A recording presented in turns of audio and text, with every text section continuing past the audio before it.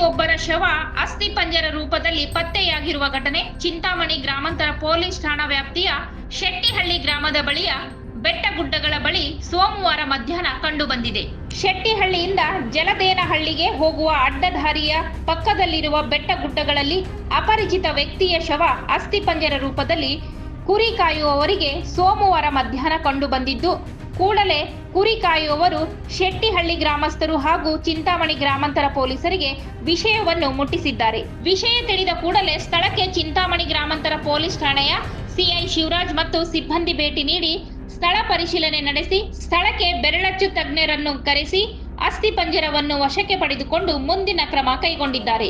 ಇನ್ನು ಈ ಘಟನೆಯಿಂದ ಶೆಟ್ಟಿಹಳ್ಳಿ ಹಾಗೂ ಸುತ್ತಮುತ್ತಲು ಗ್ರಾಮಸ್ಥರು ಬೆಚ್ಚಿ ಬಿದ್ದಿದ್ದು, ಮೃತ ವ್ಯಕ್ತಿಯ ಶವವನ್ನು ನರಿ ನಾಯಿಗಳು ತಿಂದು ಹಾಕಿ ಅಸ್ಥಿಪಂಜರದಂತಾಗಿದ್ದು, ಇದು ಕೊಲೆಯ ಅಥವಾ ಸಹಜ ಸಾವೋ ಎಂಬುದು ಪೊಲೀಸರ ತನಿಖೆಯಿಂದ ಮಾತ್ರ ಹೊರಬರಬೇಕಾಗಿದೆ.